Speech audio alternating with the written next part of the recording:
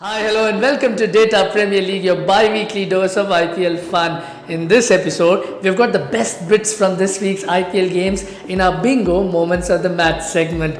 Also, we've got Aditya, our in-house numbers man, who's dug deep to bring you some fantastic fantasy insights. Trust me, you're going to get a lot richer. Also, just make sure you hang on till the end because we have got a surprise gift coupon for you. So what are we waiting for? Let's get this show started.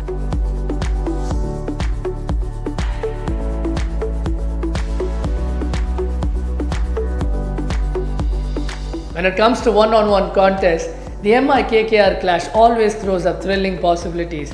Broadly speaking, of course, Mumbai Indians have the clear edge, winning 9 of their last 10 encounters.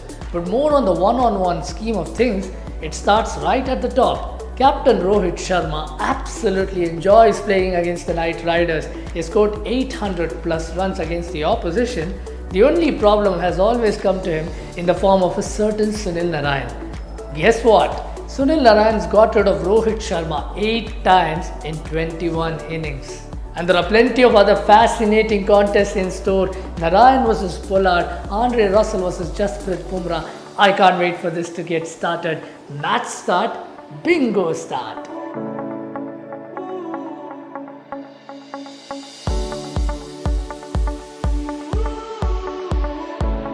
The IPL is finally underway, and how? First up, we had the Mumbai Indians and the Chennai Super Kings locking arms, and then we had a super over in the very second game of the tournament.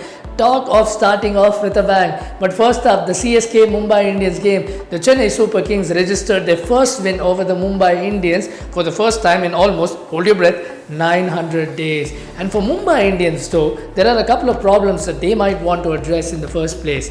For starters, they still are yet to win a game in the United Arab Emirates. And also, since 2013, the Mumbai Indians have never won any of their tournament openers.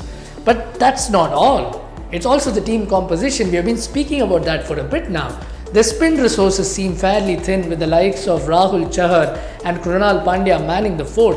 But you also have a situation where they are playing 3 all-rounders, the Pandyas and Kieron Pollard, but they are able to extract only 4 overs out of those 3. Think about that. The Chennai Super Kings may be called many things. One in the not so kind category that you can think of is being called Daddy's Army. But it is something that they've actually managed to take it in their stride. In fact, Dhoni after the Mumbai Indians game said that he was just happy that there weren't any injuries given that there were a lot of retired players in the side. But the fact remains that the CSK aren't the best as far as ground fielding is concerned. They've conceded 72 runs via misfields in the last year's edition of the IPL. However, while the ground fielding may be patchy as what Deepak Chahar and Murali Vijay illustrated the other night, in the air, they've got some flair. Which is why those 2 stunning catches from Faf du Plessis are our bingo moments of the match. Remember, Mumbai Indians were cruising along alright, but then Faf decides to show off his athletic smarts. He plucks out not 1 but 2 screamers to get rid of first Saurabh Tiwari and then Hardik Pandya. Those 2 catches, I tell you, were as smooth as cream and as crunchy as onion.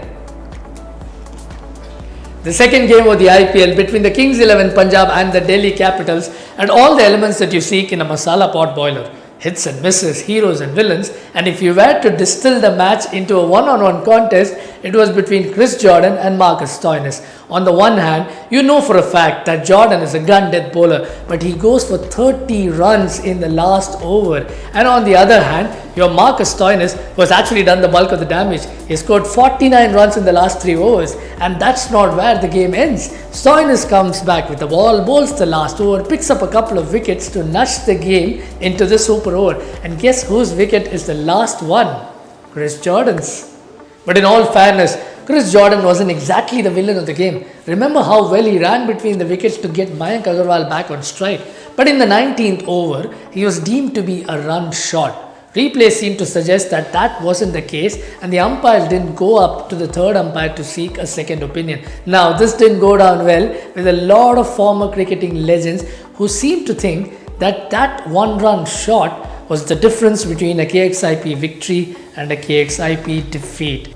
We had the Lasat Malinga no ball in the RCB MI game last year, and this season begins with its first official controversy here. Trust me, we haven't heard the last of it, and there's bound to be many more, but we are more interested in hearing what you have to say, so make sure you drop into our comment section and we'll keep this conversation going.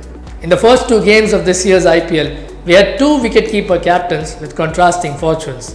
We had MS Dhoni on the one hand, who was his calm and assured self, making those deft field placements and those nifty bowling changes. On the other hand, you also had a KL Rahul situation, where the first-time captain seemed to be a little unsure about his bowling and batting deployment. Think about his batting combination in the super over. But these are the kind of things that we want you to avoid, which is why we have our in-house numbers man Aditya here to bring you all the good stuff on fantasy and the teams that you need to pick. Over to you, Adi.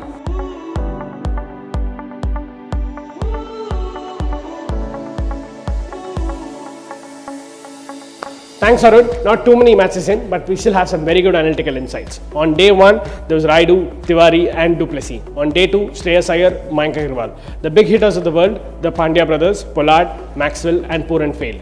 Do you see a pattern here? I clearly do. It's very, very important to have these accumulators in your team.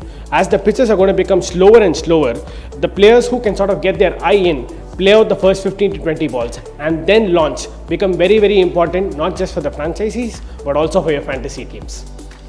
As we very well know, Dubai is hosting 24 matches, Abu Dhabi is hosting 20 matches. This is just the beginning. As we go deeper and deeper into the tournament, the pitches are going to become slow, the bounce is going to be unreliable. Here are some must-haves in your team. In KKR, there are plentiful options: Shubman Gill, Nitish Rana, Dinesh Karthik. Up top in Delhi, you have Shreyas Iyer, Shikhar Dhawan. In Punjab, obviously you have Mayank Agarwal and the captain KL Rahul.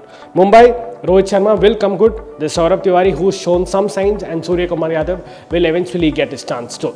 CSK, they are built with accumulators. Ambati Raidu, Shane Watson, du Plessis.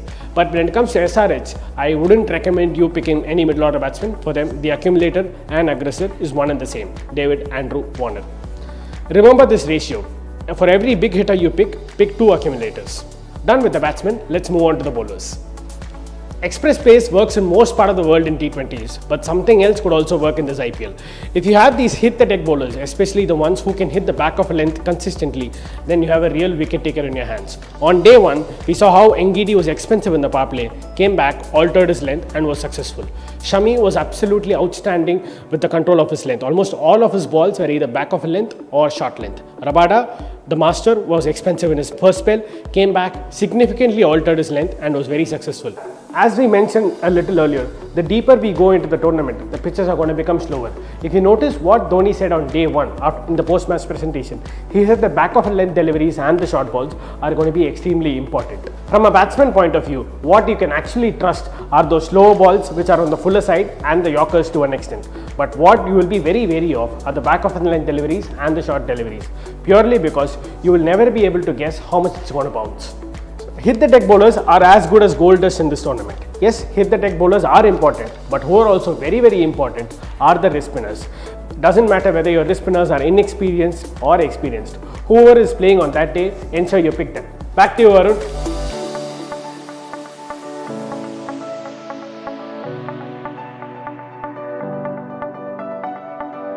Thank you for those insights, Aditya.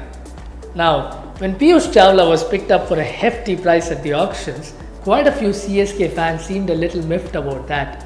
But given what he's done in the first game, I think he might have just won a number of hearts. But that's not all. What Piyush Chawla also does very effectively is that he frees up the management to play an extra overseas batsman or an all-rounder. But that's not all.